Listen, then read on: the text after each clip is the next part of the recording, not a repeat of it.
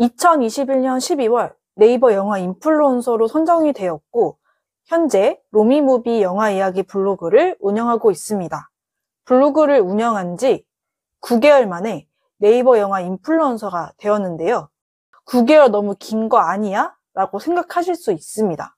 하지만 그 이상 걸리는 분도 많고 50번 도전해서 인플루언서 되는 분도 있고 아무리 해도 선정이 안 되는 분도 있습니다.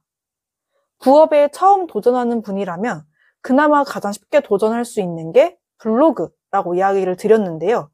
아무것도 모르고 시작해도 블로그를 키우기 위한 정보가 많기 때문에 맨땅에 헤딩으로 시작하는 부업은 아닙니다. 9개월 운영하면서 방문자 수가 500명을 넘은 적도 있긴 하지만 평균 200명대를 유지하는 블로그였는데요. 제 나름 9개월 만에 200명대의 방문자 수로 인플루언서가 될 수 있었던 이유에 대해서 분석을 해봤습니다. 첫 번째, 일관성으로 전문적인 블로그로 키우자. 사실 영화 블로그를 운영하기 전에 2020년 5월부터 운영하던 블로그가 하나 더 있었습니다.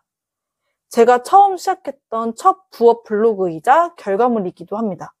월급만으로는 안 되겠다는 생각에 블로그를 시작을 했는데 주제 잡는 게 생각보다 쉽지는 않았습니다. 찾아보니 꾸준함, 1일 1포 이런 게 중요하다고 해서 제가 지치지 않고 글을 작성할 수 있는 주제를 찾았고 처음에는 집순이라는 주제로 운영을 했고 더 넓혀서 일상, 여행, 영화, 드라마 잡다하게 그냥 제가 적고 싶은 걸 마음대로 적었습니다. 기존 블로그가 너무 잡다한 내용으로 구성이 되어 있어서 2022년 4월 제가 원래 꿈꾸던 영화 전문 블로그를 새로 만들었습니다. 두 번째, 1일 1포를 하자. 블로그 하면 1일 1포가 가장 많이 따라오는 말인 것 같은데요. 제 첫 블로그를 운영할 때도 조회수 상관없이 1일 1포를 하려고 노력했습니다. 두 번째 영화 블로그를 만들고 첫 시작날부터 1일 1포, 1일 2포까지도 하려고 정말 노력했고 9개월 동안 237개의 글을 작성했습니다. 키워드? 사실 이런 거 잘 모르고 그냥 무작정 글을 작성한 초보였습니다. 분야가 영화다 보니 최신 영화와 관련된 내용들과 제가 본 영화 후기들, 지금 당장 적을 수 있었던 건 다 적었습니다. 지금은 조금 더 키워드에 대한 이해가 있어서 최근 6개월 정도 블로그를 운영하지 못하고 다시 시작했는데요.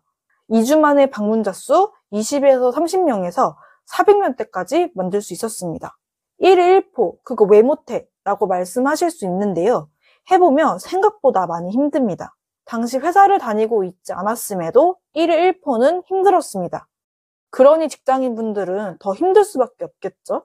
저는 매일매일 한 개씩 작성하기보다는 한 번 작성할 때 여러 글을 미리 작성해서 예약을 걸어두는 방식을 택했습니다. 글을 발행한 이후 정상적으로 반영되는데 2시간 정도 소요된다고 합니다. 아침 9시에 발행했다고 해서 사람들한테 바로 잘 노출이 되는 건 아니라는 거죠. 그래서 저는 매일 아침 8시 같은 시간대에 계속 발행될 수 있도록 해두었습니다. 1일 1포라는 게 반드시 지켜야 하는 건 아닐 수 있습니다. 이게 의미하는 건 블로그를 운영하고 있다는 꾸준함, 이게 중요하다는 뜻인 것 같습니다. 첫날은 블로그 게시물이 1개지만 30일이 지나면 30개의 글이 쌓이고 6개월을 운영하면 180개, 1년이면 360개의 글이 쌓입니다. 여러분의 노력이 점점 쌓이는 거죠. 정말 블로그로 많은 수익을 내는 인플루언서 분들을 보면 1일 5포, 1일 10포, 그 이상도 한다고 합니다. 세 번째, 깔끔한 첫 화면을 만들어라. 인플루언서를 신청하고 담당자분이 인플루언서가 될 수 있는지를 확인하기 위해서 블로그에 방문한다고 들었습니다. 그래서 깔끔하고 전문성을 보여주기 위해서 썸네일을 통일해서 만들기도 하고 홈페이지 첫 대문도 깨끗하게 정리를 했습니다.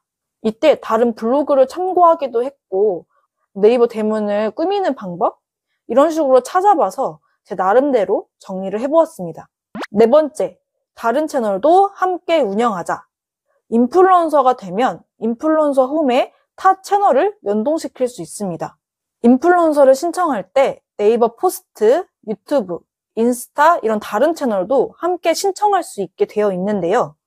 이 영향력을 확인한다는 것을 통해서 네이버에서 타 채널을 인플루언서 홈에 연동시키는 걸 권장한다고 볼 수 있을 것 같습니다. 블로그 하나만 운영하는 것보다 저는 영화 인스타를 함께 운영함으로써 활발하게 운영하고 있다는 걸 보여주고 인스타 팔로우 숫자도 인플루언서로 선정되는 데 도움이 되었다고 생각합니다. 당시 블로그 이웃 수는 1029명, 인스타 팔로워는 947명으로 합쳐서 2000명도 되지 않았습니다. 다섯 번째, 이웃들과 소통하자. 다른 이웃들의 블로그에 들어가서 좋아요를 누르고 댓글 작성하는 게 생각보다 귀찮을 수 있습니다. 하지만 이는 서로 소통하면서 블로그를 활성화시킬 수 있는 방법이고 내 글이 올라왔을 때 글을 봐주는 팬을 만드는 거기도 합니다. 종합해보면 저는 키워드를 잘 찾는 방법을 모르는 초보자였음에도 불구하고 한 가지 영화라는 일관된 주제로 1일 1포 꾸준하게 글을 작성하고 썸네일을 통해서 전문성을 보여주었습니다. 그리고 이웃들과 꾸준히 소통하고 다른 채널을 함께 운영하면서 지금 내 블로그는 활발히 운영되고 있다, 영향력이 있다라는 점을 보여준 것이 9개월 만에 네이버 영화 인플루언서가 될 수 있었던 방법이라고 생각합니다. 인플루언서가 되면 애드포스트 수익이 많이 나는지에 대해 궁금한 분들이 많으실 텐데요. 인플루언서 홈에도 광고가 달립니다. 하지만 바로 달리는 건 아니기 때문에 광고를 달려면 또 많은 노력이 필요합니다. 현재 저는 일반, 프리미엄, 헤드뷰 광고가 다 노출 중으로 뜨긴 하지만 인플루언서 홈으로 들어오는 수익은 거의 없고 애드포스트도 높지 않습니다.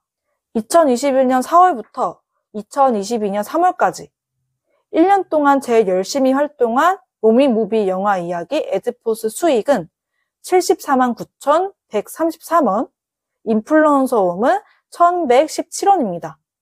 이후로는 수익이 확 줄어드는데요.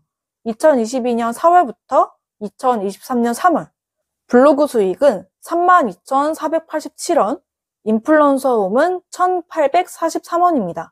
현재는 만원 이하로 확 줄었습니다.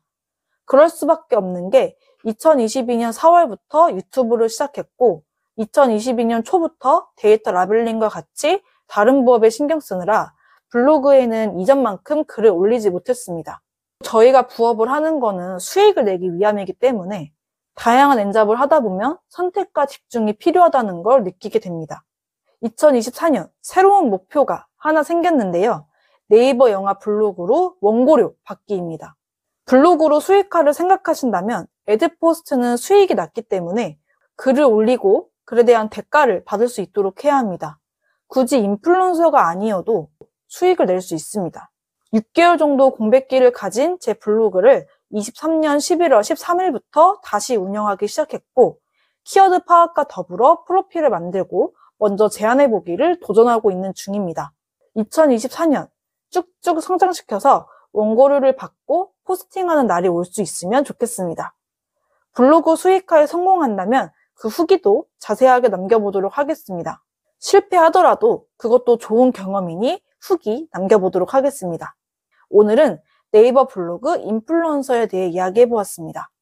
오늘도 긴 영상을 시청해주셔서 감사합니다. 구독, 좋아요, 알림 설정까지 부탁드려요. 감사합니다.